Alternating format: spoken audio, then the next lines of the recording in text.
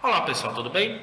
Nesse vídeo eu vou tecer aqui alguns breves comentários sobre a participação do Brasil na Assembleia Geral da ONU, certo? Que está acontecendo agora em Nova York, certo? Que a Assembleia Geral, os debates começaram dia 24 de setembro, na segunda-feira passada, e irão até amanhã, dia 30 de setembro, praticamente uma semana de debates, que é onde há ali o evento de cúpula, né, onde as principais nações da ONU, né, se reúnem para debater os principais temas, os temas mais prementes, mais polêmicos, né, da atualidade, certo? E aqui eu gostaria de focar a minha análise em dois pontos. Primeiro, no discurso do Lula, né, da abertura da Assembleia Geral da ONU no dia 24 de setembro, certo? E também na atitude do governo brasileiro, que se retirou, esvaziou o plenário, né, juntamente com com algumas delegações árabes, logo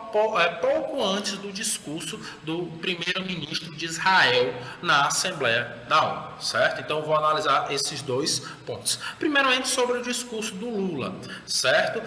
O que eu percebo é que o discurso do Lula ele vem mantendo o mesmo discurso e a mesma retórica de sempre.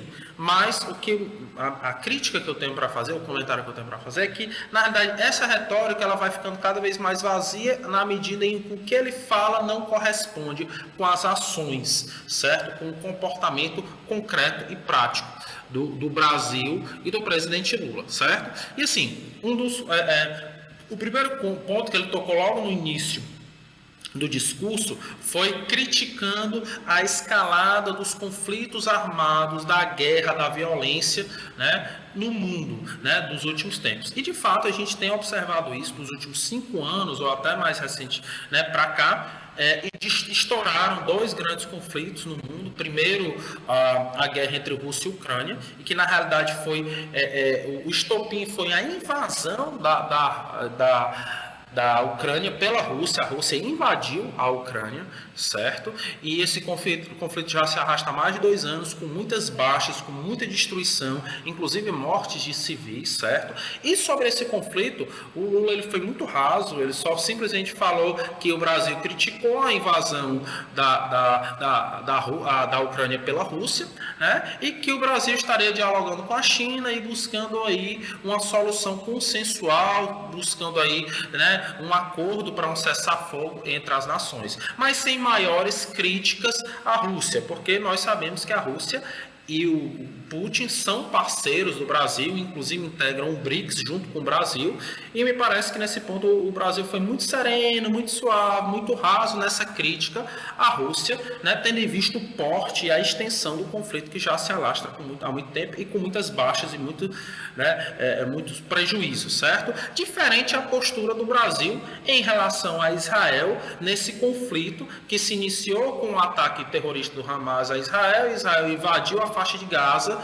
né, e atacou também a Cisjordânia, e agora o conflito já se estende com essa disputa, agora incluindo o Hezbollah já ali no Líbano, né, ao norte ali de Israel. Já em relação a Israel, o Brasil ele adota um tom muito crítico, muito contundente, afirmando que se trata de uma crise humanitária, né, que está havendo diversas violações aos direitos humanos, certo? E que não é uma crítica de hoje. Desde o início da guerra, o governo brasileiro já vinha tecendo várias críticas a Israel, inclusive chegando ao ponto de comparar as ações de Israel ao Holocausto, o que levou a Israel a declarar o presidente persona não grata em um rompimento entre as relações diplomáticas entre os países, certo? Então a gente observa isso, que o Brasil e o Lula é extremamente bastante contundente em relação a Israel, o que eu concordo, porque de fato, né, Israel, né, vem adotando táticas que são praticamente semelhantes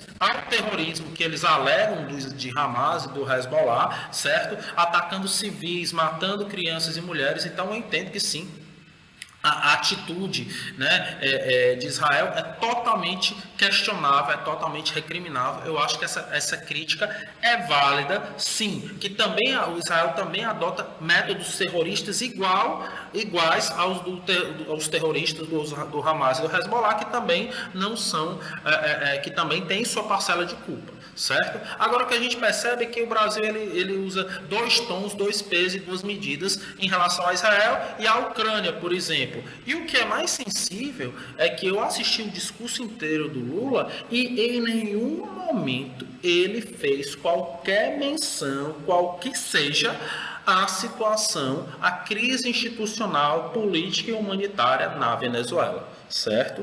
E nós viemos acompanhando aqui que todo o conflito foi desencadeado na Venezuela após o resultado das eleições, que foram visivelmente fraudadas e manipuladas, certo? E o governo, brasileiro adotou uma postura silente, ficou ali em cima do muro e no final das contas não adotou qualquer postura mais incisiva em relação à Venezuela, enfim, e isso que a gente percebe é justamente que o Brasil adota aquilo que eu chamo de um discurso de democracia por conveniência.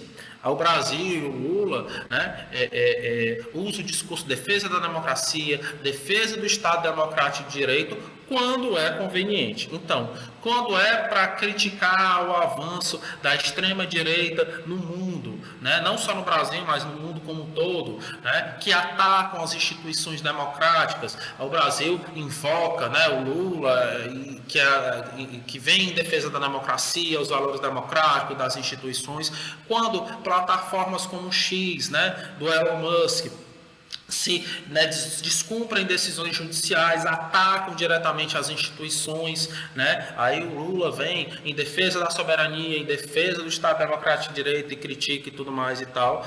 Mas quando a gente vê que o extremismo não está só na extrema direita, mas também existe a extrema esquerda, como é o caso da Venezuela, que é sim, a gente vê que Nicolás Maduro é sim um ditador, que vem se perpetuando no poder, que aparelhou as instituições e que a separação de poderes lá é meramente formal, porque ela é cooptada, os poderes, as instituições são cooptadas pelo Nicolás Maduro, e que a eleição é uma farsa, é um fake, e todo o processo eleitoral também, então lá é uma ditadura com todas as características. O Brasil, ele, enfim, todo esse discurso em defesa da democracia, ele abstrai a questão da Venezuela. Então a gente vê essa questão da democracia por conveniência, que tem sido a postura do governo do Brasil. E o segundo ponto que eu queria ressaltar aqui é a questão climática, que o Lula vem mantendo aquela mesma linha de combater as mudanças climáticas,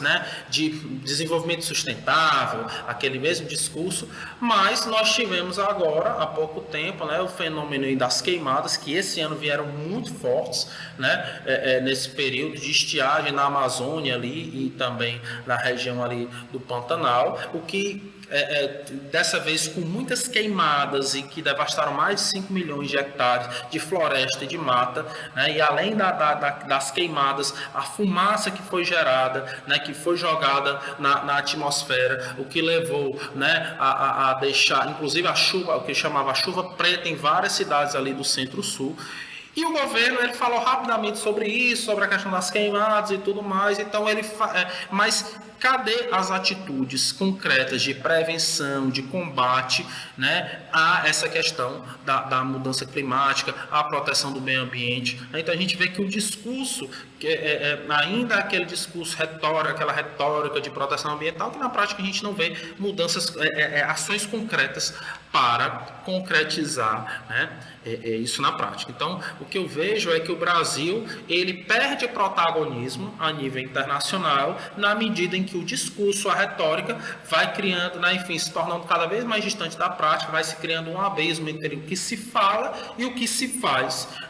E é isso que a gente vê na postura do Brasil, e isso leva, a meu ver, a uma perda do protagonismo internacional que o Brasil já teve há um certo tempo atrás. Tá bom, pessoal? Então, alguns comentários meus a respeito. Valeu, até a próxima.